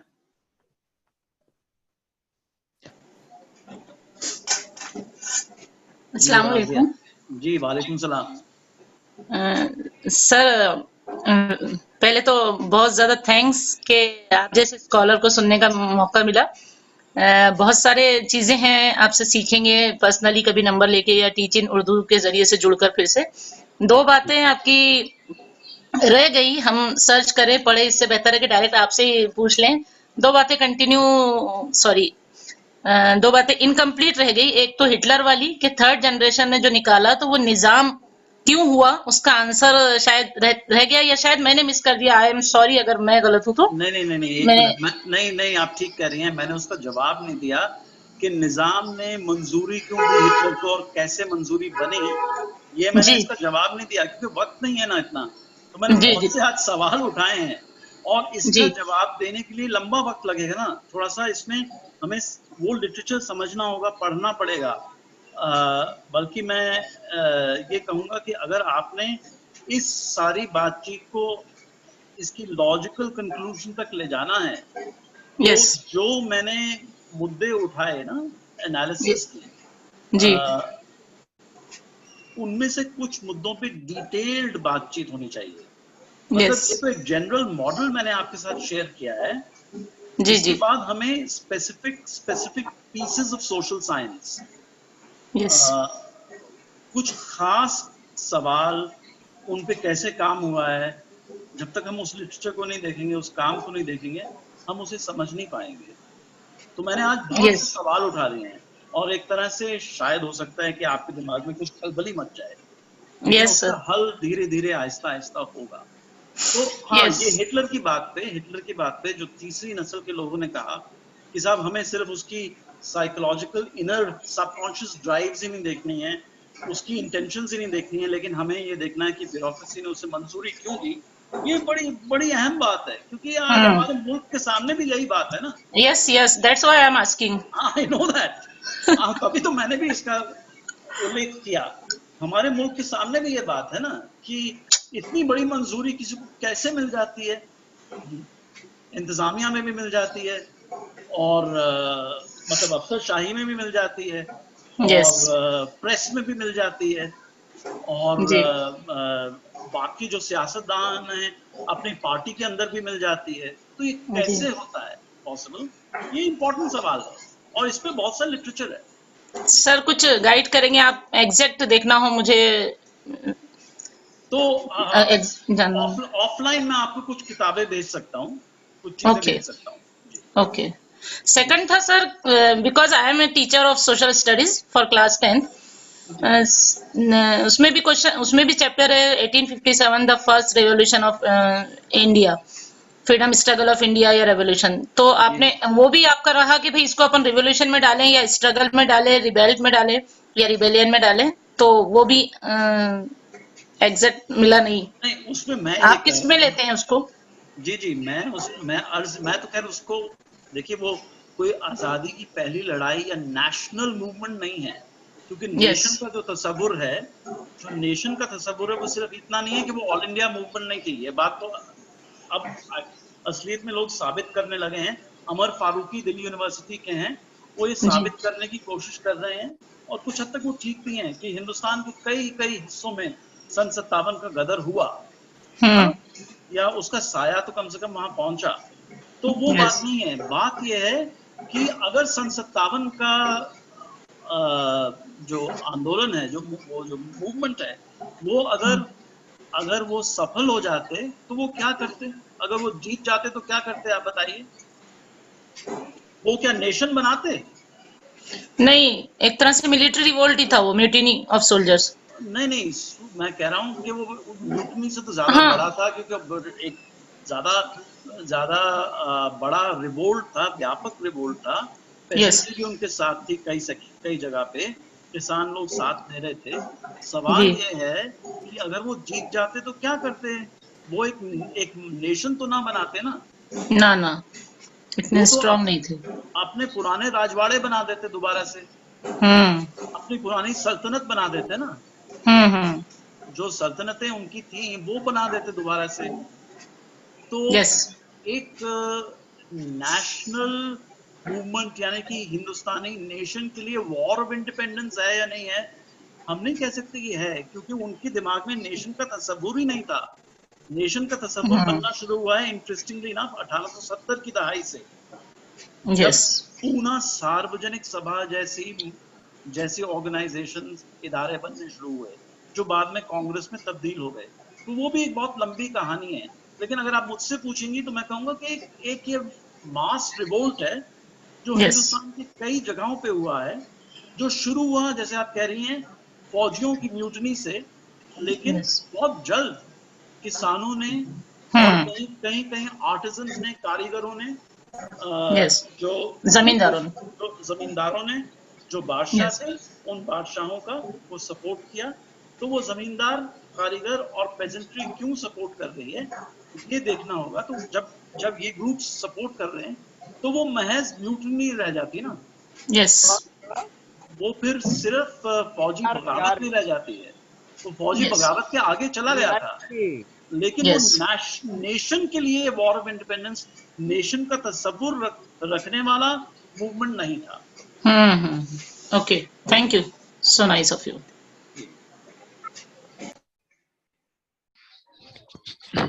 सर अस्सलाम वालेकुम। काफी जी वालेकुम सलाम। सर मेरा सवाल है, जब हम बच्चों को तारीख पढ़ाते हैं उस वक्त तो तारीखी शख्सियत के गलतियों से या कामों से आज की नस्ल के बारे में गलत सोचने से हम बच्चों को कैसे बाज रख सकते हैं? जैसे अगर पढ़ा रहे हैं कि मोहम्मद गजनवी ने 17 मरतबा सोमनाथ टेम्पल पे हमला किया, तो मैं चूंकि कन्नड़ा मीडियम को और उर्दू मीडियम दोनों को पढ़ाता हूँ, कन्नड़ा मीडियम में अक्सर नॉन मुस्लिम्स के बच्चे ज्यादा होते हैं और ये अक्सर ये सोचने पे चले जाते हैं कि Mohammad Ghaznavi he was a Muslim and Muslim invade on the temple, और अपने जहन में गलत सोचना चालू करते हैं। तो हम बच्चों को इससे किस तरह से बाज रख सकते हैं सर?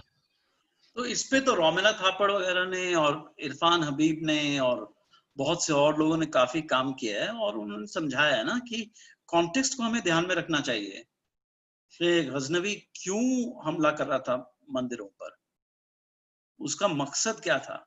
उसका मकसद हिंदुओं को नीचा दिखाना था या कोई और था, और दौलत इकट्ठा करना था। और मंदिर जो थे उस वक्त दौलत के बहुत बड़े मरकज थे। तो जी सर। और सिर्फ गजनवी ने ही नहीं मंदिरों को लूटा, लेकिन हर्षवर्धन ने भी मंदिर को लूटा और मंदिरों पे हमला किया। तो पहले भी मंदिरों पे हमले होते रहे हैं। तो जब हम पूरे के पूरे कॉन्टेक्स्ट को ध्यान में रखते हैं तब हम ये बता सकते हैं ना कि उसकी नीयत क्या थी, उसका ऑब्जेक्टिव क्या था ऐसा करने में। और जब हम इस तरह से इसको पेश करेंगे कॉन्टेक्स्ट को ध्यान में रखते हुए, तो बच्चे भी बात को समझेंगे। और ये कोई जरूरी नहीं है कि आज बस समझ ही जाएंगे तो बस फिर हो गया काम, क्योंकि अगर ना भी समझे आज तो कम से कम एक डिस्कशन का मादा तो हम बच्चों में लाए ना, और हो सकता है कि बाद में वो इस चीज को और समझें, सोचें इसको।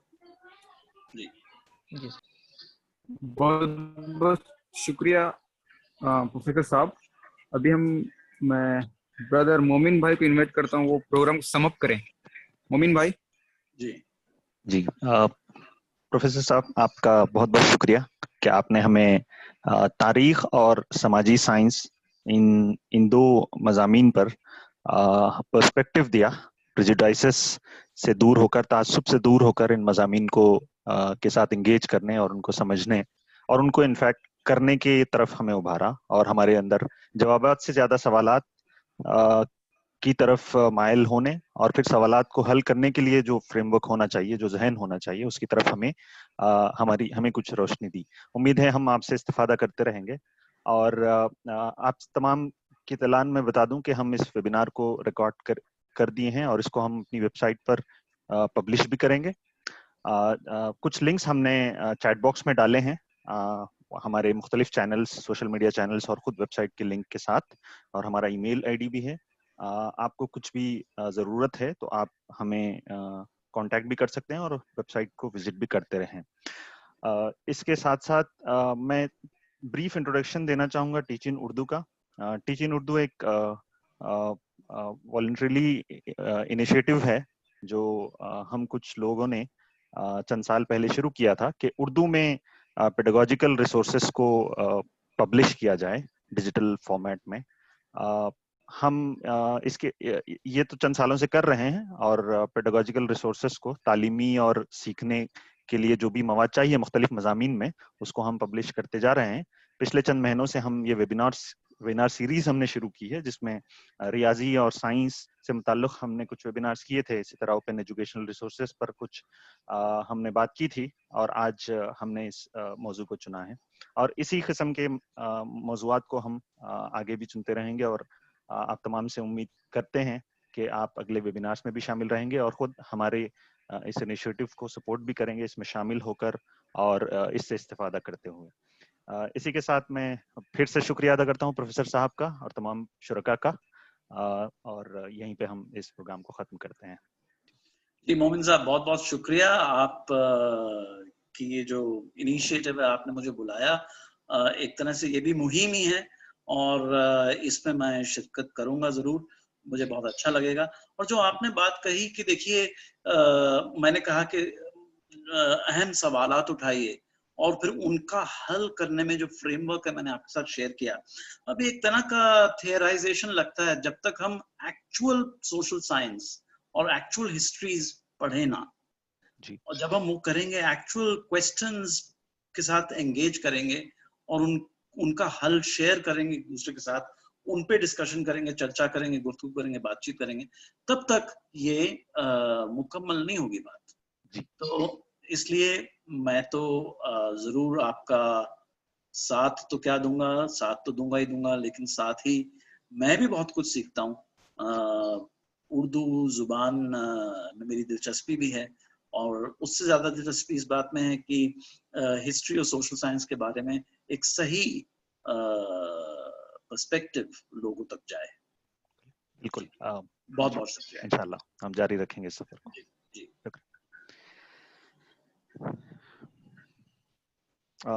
हमने चैट बॉक्स में लिंक्स डाल दिए हैं, जी। जिनको चाहें वो इस्तेमाल करें। हम कुछ देर में मीटिंग को एंड करेंगे ताकि आप उन लिंक्स को कॉपी कर सकें।